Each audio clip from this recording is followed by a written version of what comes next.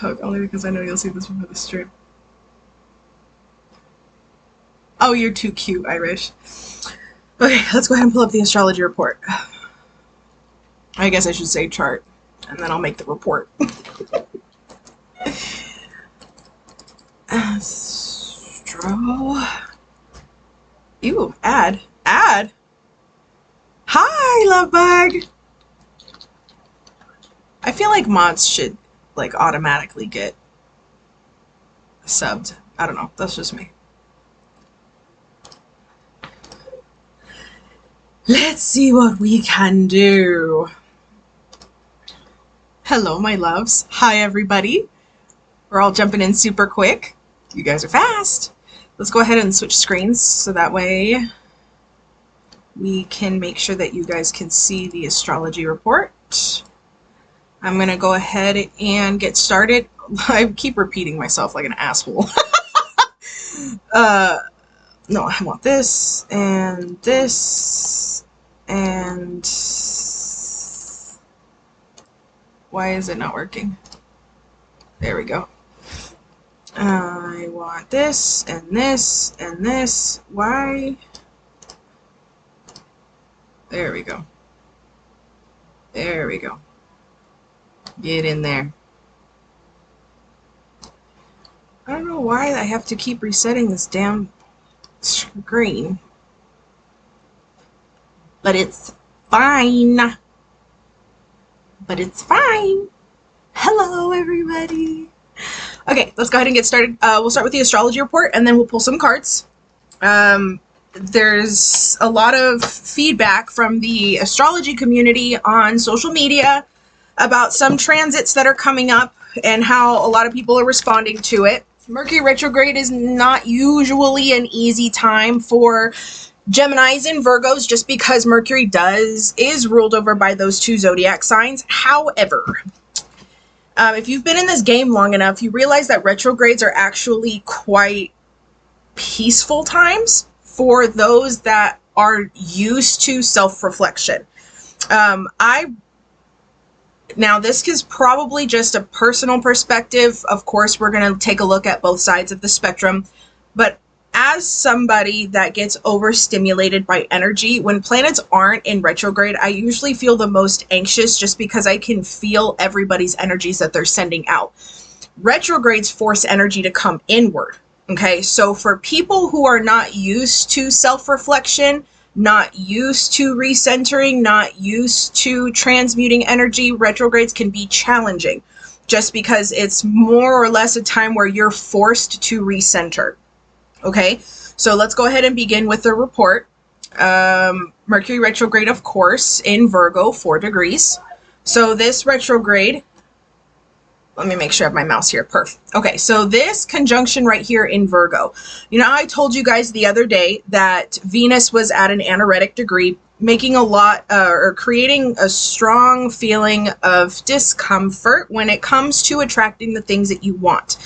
Fire signs are very much known for their passion and their energy and how they work through things. Their fire signs thrive best in environments that they want to be in, okay?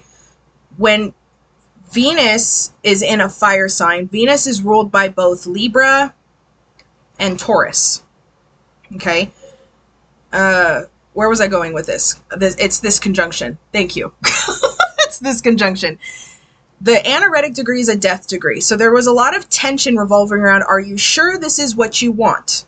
Okay, now that it's fixed in a 0 degree placement, that are you sure that's what you want is now broken, and we're feeling a little bit more grounded as it's sitting in Virgo. Virgo is detail oriented. They're logical creatures. They're very practical. So it's kind of calming and soothing that energy, the anxious energy that we had been feeling over the last few days.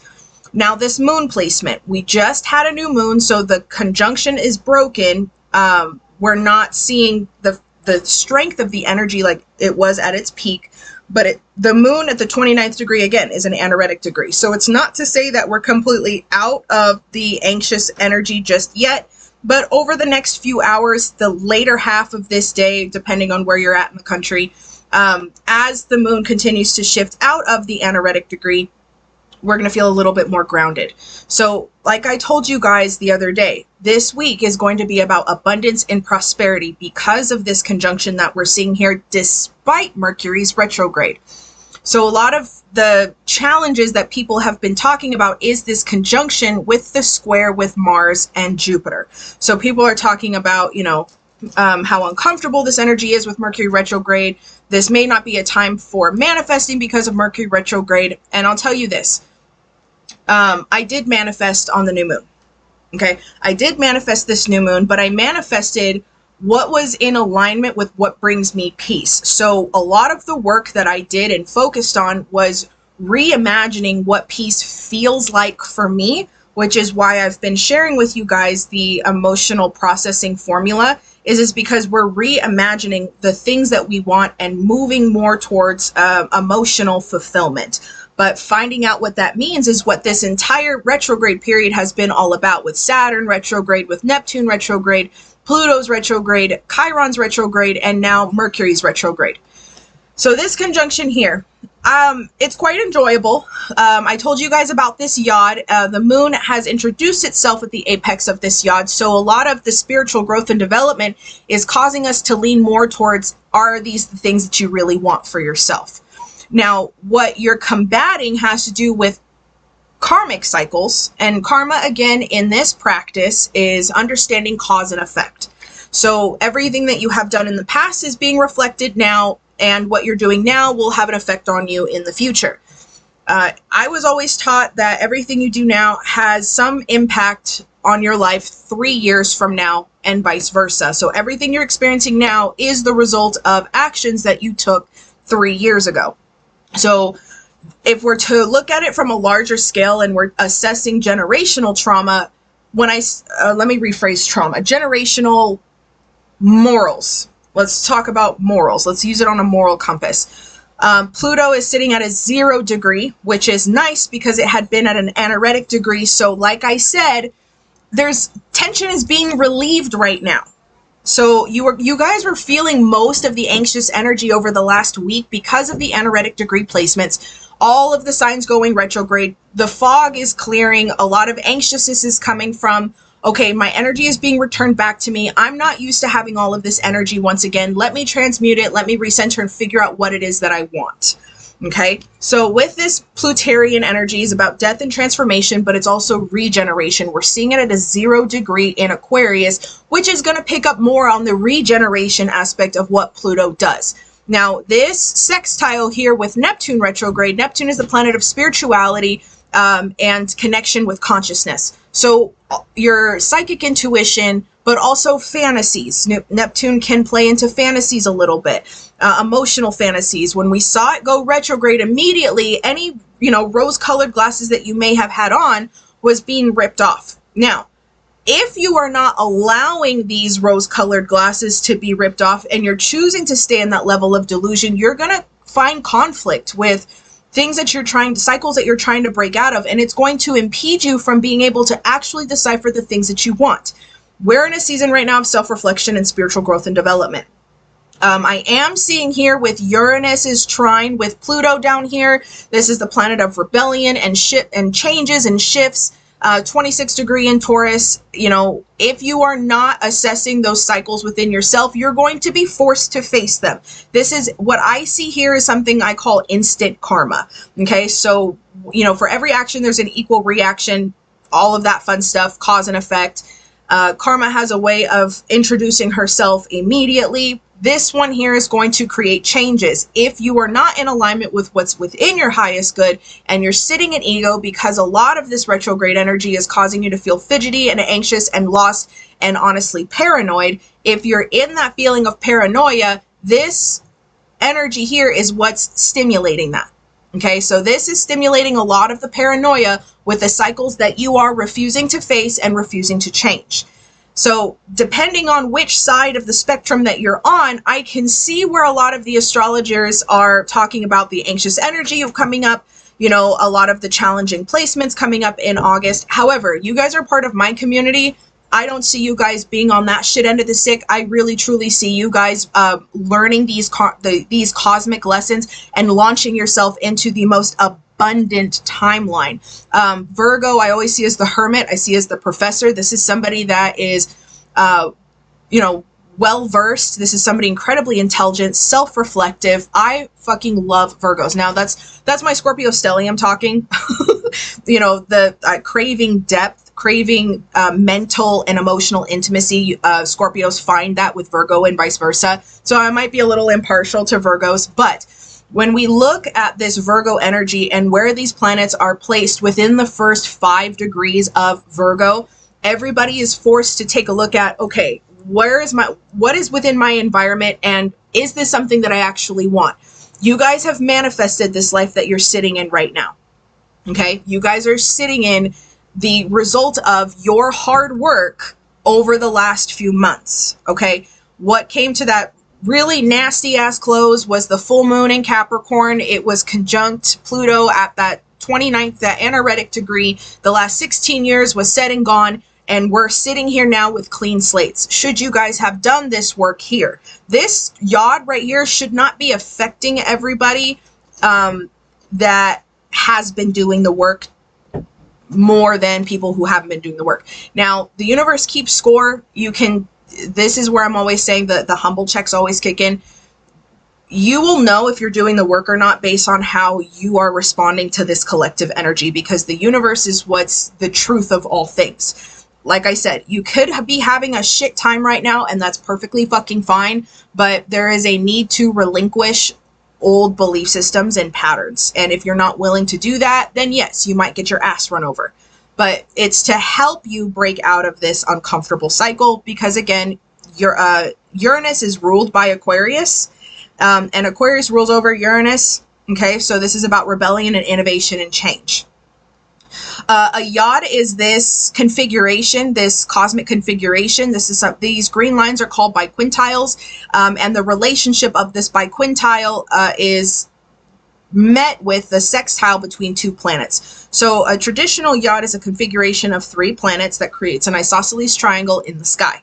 So this isosceles triangle has a very spiritual component, and this is about spiritual purpose. When I see yods in natal charts, those are my people. Those are the people that I know for a fact were not reincarnated by choice.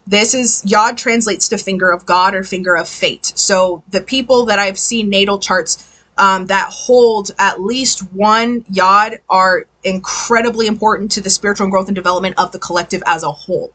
Okay, there's a lot of emotional aspects to having a yod. This is not, this isn't something that is welcomed usually by people with yods. When we talk to each other, we realize how shitty it is to actually have this placement because of the depth of the emotional turmoil that this yod creates. It's not something that should be highlighted or fancified by any stretch of the imagination.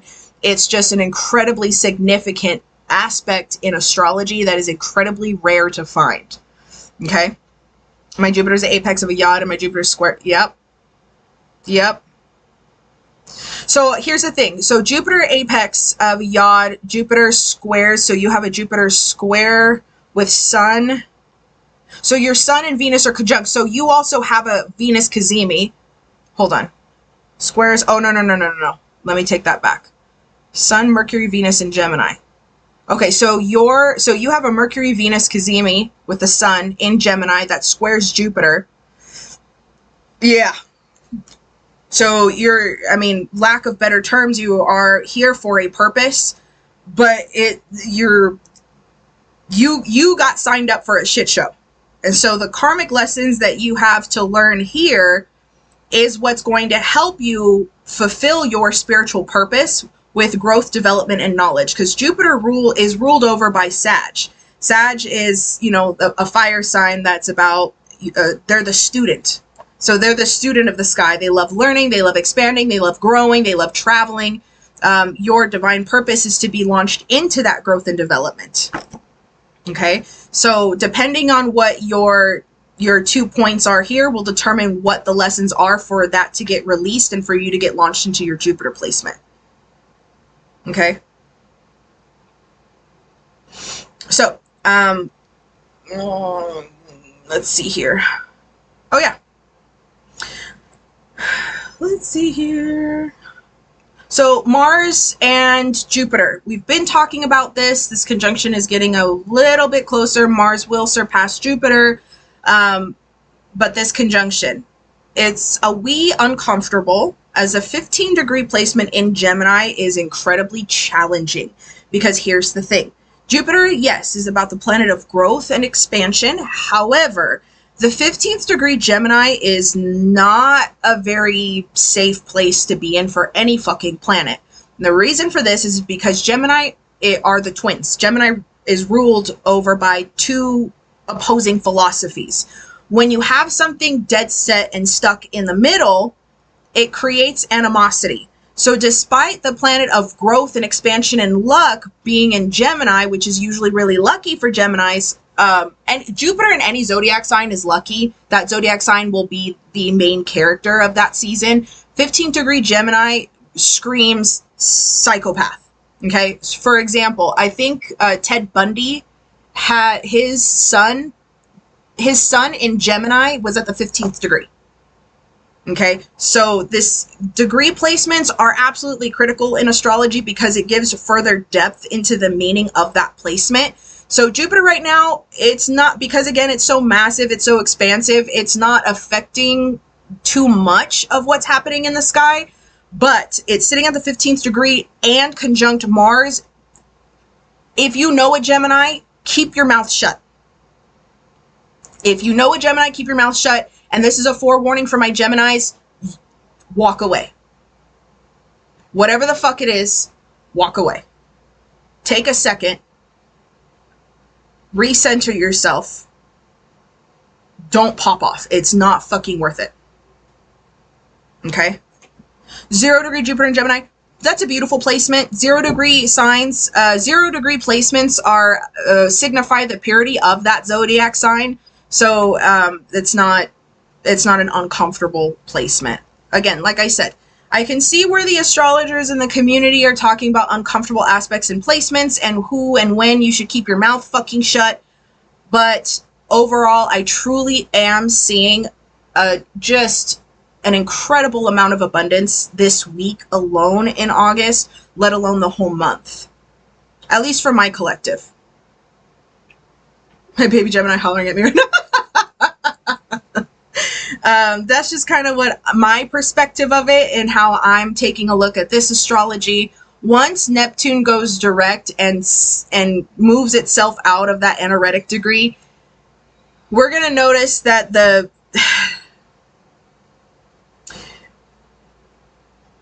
how do I phrase this?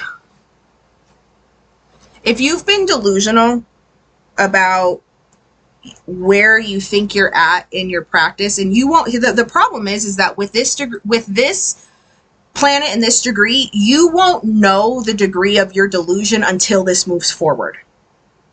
Okay, for those of you that, you know, in my collective, for those of you watching here, I am confident in your guys' ability to self-reflect, to release and let go, to stay grounded, and to stay focused on your goals and your self-development. I'm not worried about you guys, because again, this is recorded, so I'm going to have people play this back, but I am being very honest with people's spiritual growth and development. This placement here is going to be critical because the universe is giving birth to new healers, and this is where I'm, you know, trying to do what I can to help you guys navigate this journey.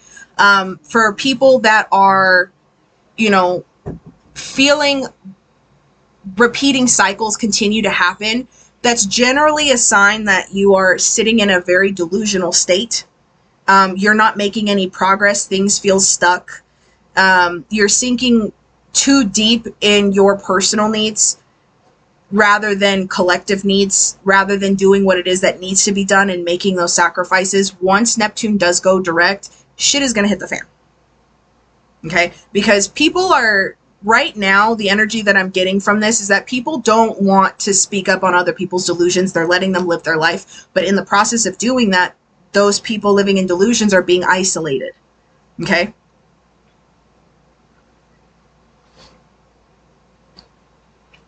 Yes, and it sucks and it hurts.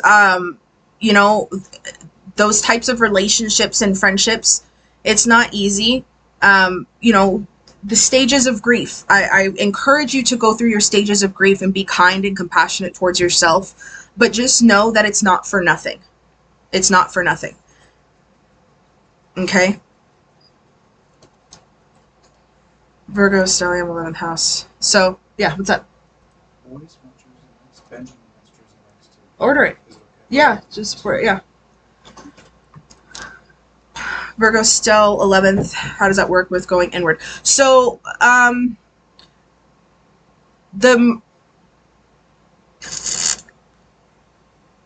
you have Mercury retrograde crossing through your natal 11th house. So 11th house is about humanitarianism. It's about your community. It's about things outside of you. Your perspective on your community is what you're going to be reflecting on. Okay?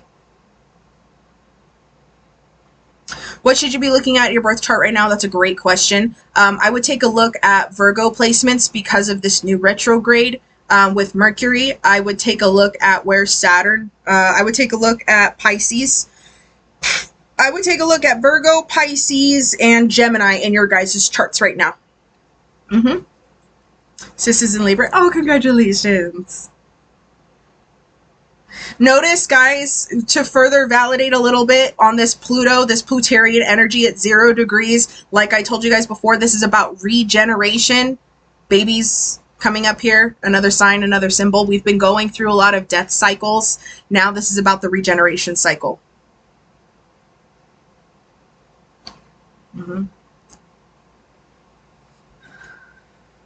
So we're still in the thick of Leo season right now. We're still in the thick of it, but once the sun does move into Virgo season, a lot of this fiery, passionate energy that we are creating, okay, so think of it as like an energetic vortex that we are creating inside and outside of us. We're going to be able to channel it towards the things that we want for ourselves when the sun does move into Virgo. But this season that we're in right now with this conjunction is about identifying what it is that you really do want, because the things that you thought you wanted, you're playing out in your life and you're like, that's not what I thought it was going to be. Now I have to revise. So Pisces sun, depending on, I mean, it's a number of things. Saturn is transiting Pisces right now. It moves a little slow, especially since it's retrograde, but depending on the degree placement of your sun, it may not have an impact. It may not have a significant impact as far as collective energy is concerned. It looks pretty comfortable here. So I don't know if you have your degree placement of your sun.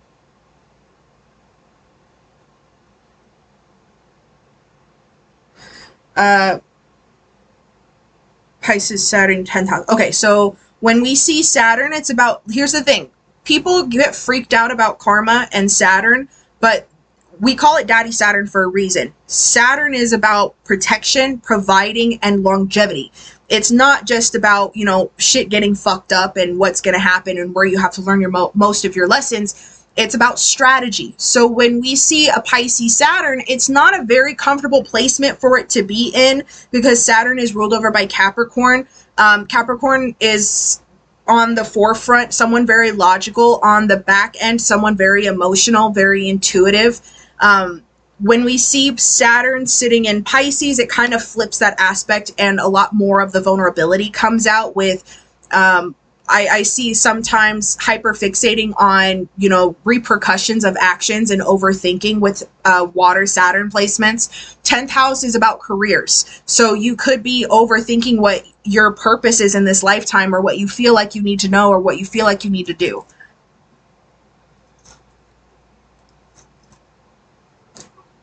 I was for Hex and Fight. Oh, card. Well, depending on the, here's the thing, depending on the degree placement of his sun, Saturn had been transiting over the first 2 decans of Saturn. So he's been getting his ass whooped for a hot minute. Okay. If his sun is more on the latter half of Pisces, then he's about to get his ass whooped.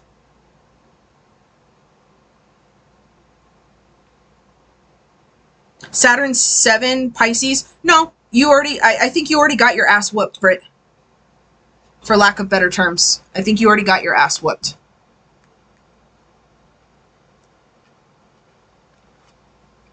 Yeah, because that would place your Saturn within the first decan right here. And this collective Saturn is way past that. Hi, Sachi. Good to see you.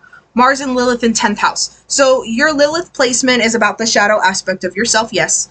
Mars is about war and energy. 10th house, I feel like here you have a very determined, very prominent focus on your career in this lifetime and establishing yourself. Sun, 9 degrees Gemini, that place at first decan. So you've got a Mercury Cazimi in Gemini. Venus.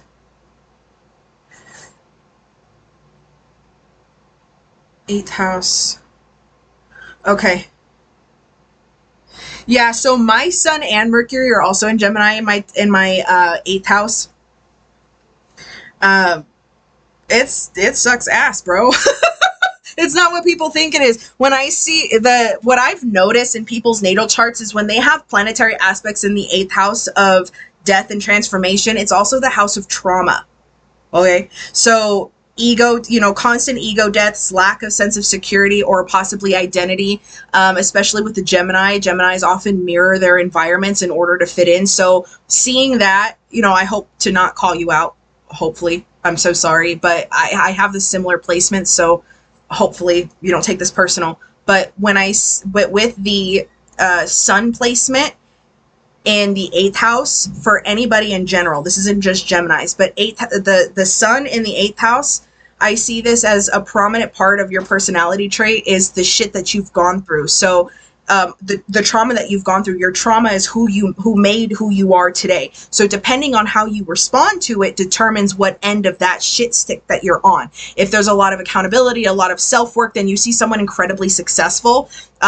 Because again, this is also the house of outside investment. So if we're looking on a personal standpoint, your childhood is who made you today. It either made you or break you. So that's kind of what I'm talking about with the shit stick. Now, Mercury is a planet of communication, but also self-development. So that's why I'm saying with your Cazimi, a lot of what you've been through and a lot of how you communicate, you may struggle with communicate the things that you're actually feeling or the help that you feel like you need because you never had it before.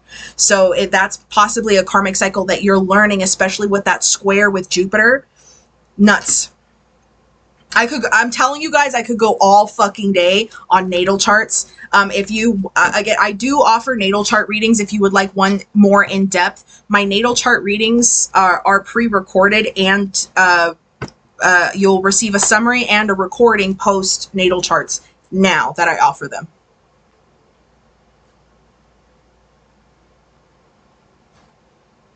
Okay. Trauma is breaking me and making me over and over. Yeah. Because you're ruled, so the 8th house is ruled traditionally by Scorpio. Now, your first house is Scorpio. Okay? Your first house is Scorpio, so you're very much ruled by death and transformation already. So there's a constant, build up and breakdown of your identity and who you are as a person. We are same. I have a first house stellium in Scorpio, but I also have planetary aspects in the 8th house in Gem as well. My Sun, my Mercury, and I think I know my Sun and Mercury for sure are in my 8th house, similar to yours, so I totally fucking get it.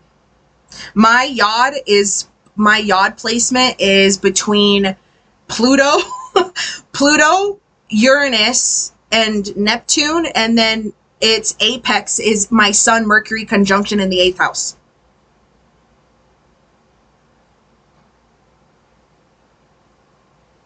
Half your chart is in Scorpio. Yeah, you're ruled over by death and transformation as well. But here's another. Oh God, I could go all fucking day. I do need to go. But this is my last point. My last point that I'm gonna tell you guys. Scorpios.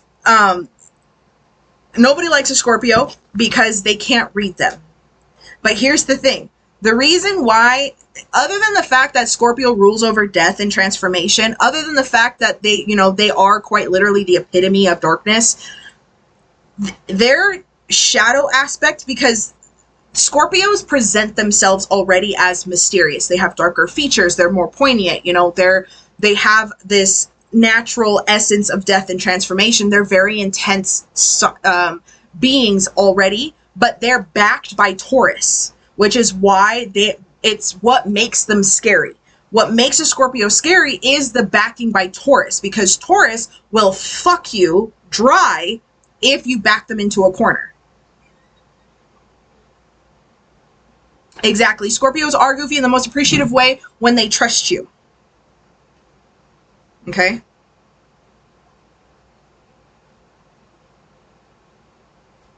Yes, Scorpios need to learn forgiveness and grace. Exactly. Yeah, because the Scorpio's MO in this lifetime is about experiencing betrayal.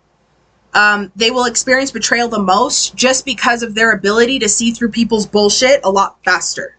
So Scorpios, they can cut right through people's skin and see the raw nature of who they are because of their water placement and their tendency to look at death, initially. But they won't act on something unless they have all of the hard facts first because of that Taurus backing. Okay? So the intensity of the betrayal that they experience is because they want to give people the benefit of the doubt, but they end up getting fucked anyways. So here it's about learning. So in this lifetime, if you are dominantly ruled by Scorpio or have any significant Scorpio placements, your MO in this lifetime is to learn forgiveness and grace.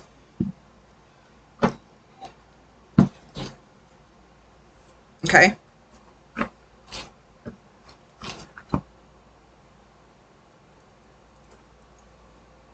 So I want to go ahead and part ways here. I love you all. Do not forget, I have emailed reading promos this week, Monday, Tuesday, Wednesday. If you guys have any questions, you can ask up to 3 in the emailed readings, and I'll get back to you within 48 hours, give or take. I have a lot of things I'm working on just because of the energy that we're seeing here. I am using it to the absolute maximum. I'm really excited for it.